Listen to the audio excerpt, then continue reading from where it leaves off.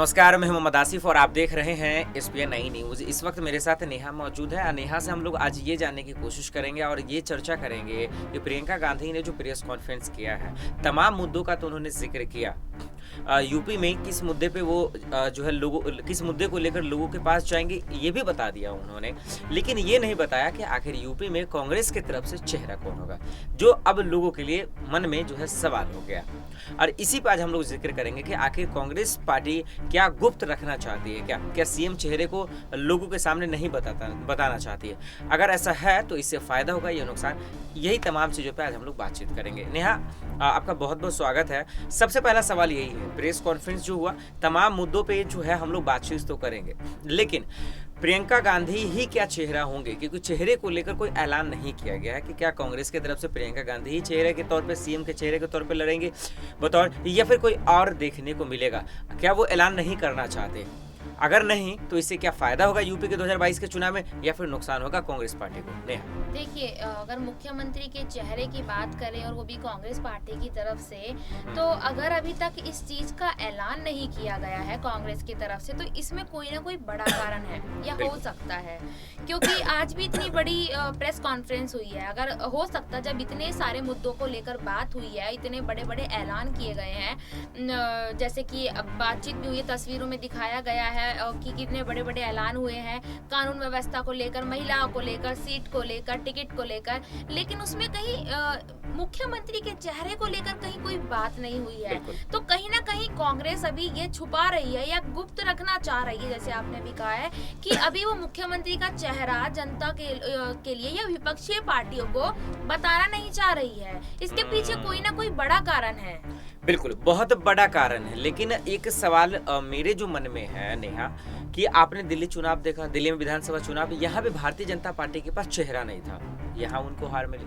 पश्चिम बंगाल का जिक्र करें तो वहाँ भी भारतीय जनता पार्टी के पास चेहरा नहीं था, वहाँ भी हार मिली। तो क्या यूपी में भी विधानसभा चुनाव है लेकिन यहाँ कांग्रेस के पास चेहरा नहीं है, तो क्या इनको हार मिलेगा या जीत मिलेगा? आपका क्या राय है इस चेहरे को लेकर? देखिए, चेहरा है या नहीं है वो हम अभी बता नहीं सकते हैं, हम ये साफ नहीं कर सकते हैं कि उनके पास चेहरा है या नहीं है। क्या पता उनके पास चेहरा हो लेकिन वो गुप्त रखना चाह रहे हो, वो अभी विपक्षी पार्टियों को ना बताना चाह रहे हो कि वो उस चेहरे में किसको दिखाना चाहते हैं। क्या पता कि वो उस चेहरे में प्रियंका गांधी को ही दिखाना चाह रहे हो, लेकिन वो इस चीज को दिखाना नहीं चाह रहे कि होगा कौन वो चेहरा। ये सबसे बड़ा एक सस्पेंस बना के रखा हुआ है, और ताकि विपक्षी पार्टियों के दिल में इस चीज की खलबली मचे, उनके दिमाग में इस चीज की खलबली मचे कि आखिर कांग्रेस में मुख्यमंत्री के पद के लिए क्या कौन होने वाला है वो चेहरा कि जो योगी को टक्कर दे।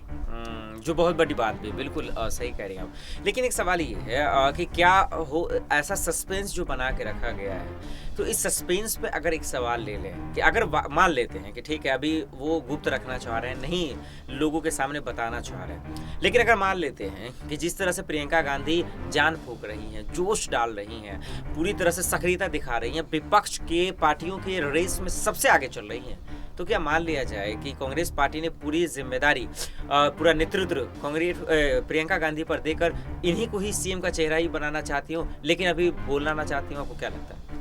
हाँ, हो सकता है। जिस तरीके से हमें सब कुछ देखने को दिख रहा है कि उत्तर प्रदेश में प्रियंका गांधी किस तरीके से अपने काम कर रही है, आम जनता से मिल रही है जाके, और काफी लंबे वक्त के बाद प्रियंका गांधी शायद इस तरीके के काम करते हुए नजर आ रही है जनता, और वो भी जनता के लिए कांग्रेस पार्टी की तरफ से।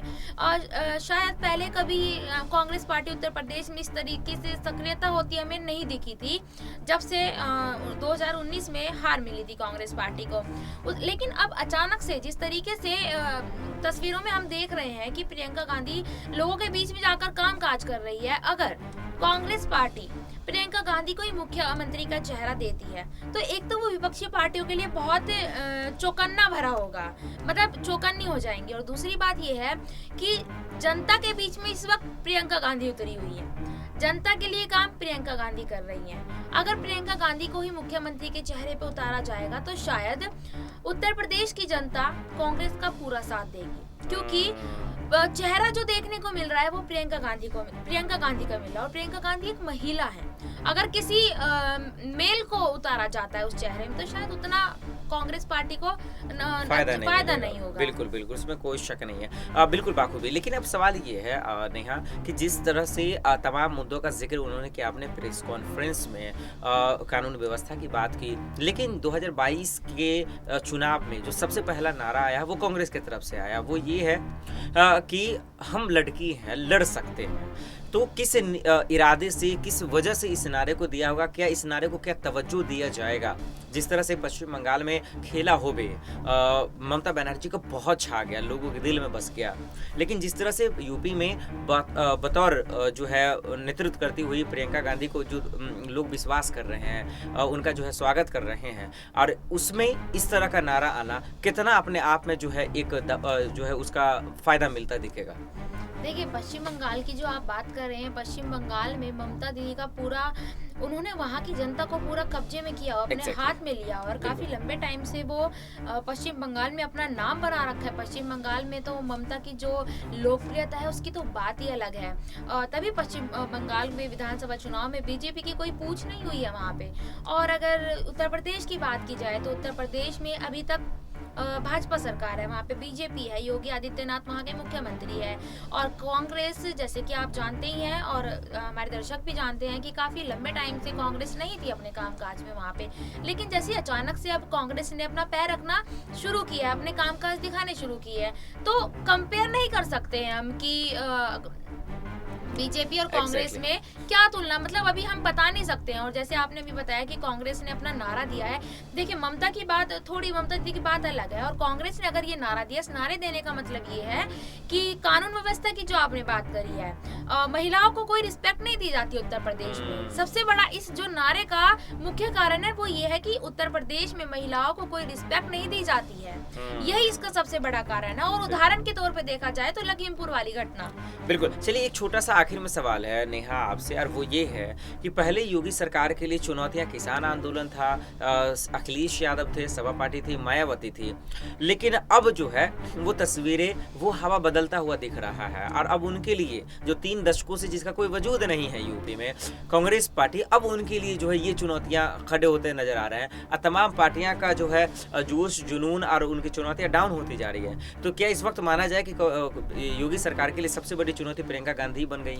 देखिए, जब से प्रियंका गांधी उत्तर प्रदेश में आई है, योगी सरकार उस वक्त से डरी हुई है, ये साफ कह सकते हैं हम, बिल्कुल कह सकते हैं। हमें जो तस्वीरें देखने को मिल रही हैं, क्योंकि जिस तरीके से कांग्रेस पार्टी अपना काम कर रही है, वहाँ पे चुनाव प्रचार कर रही है, रैलियां कर रही है, लोगों से मिल रही है, आज प्रियंका गांधी प्रेस कॉन्फ्रेंस लखनऊ में करके, उसमें देखिए कहीं आपको बीजेपी का नाम सुनाई दे रहा है, कहीं पे कुछ नजर आ रहा है कि बीजेपी कहीं चुनाव प्रचार कर रही है या रैलियां कर रही है, प्रेस कॉन्फ्रेंस कर रही है? यहाँ तक कि उनका तो कुछ भी सुनाई नहीं दे रहा उत्तर प्रदेश में। तो देखने में तो नहीं लगता है, बस देखने में फिर यही लगता है कि पूरी धूल चटा देगी इस बार भाजपा को प्रियंका गांधी। देखते हैं कि भारतीय जनता पार्टी तैयारियों को लेकर सस्पेंस बरकरार रख रही है, वहीं कांग्रेस पार्टी सीएम के चेहरे को लेकर सस्पेंस बरकरार रखी है।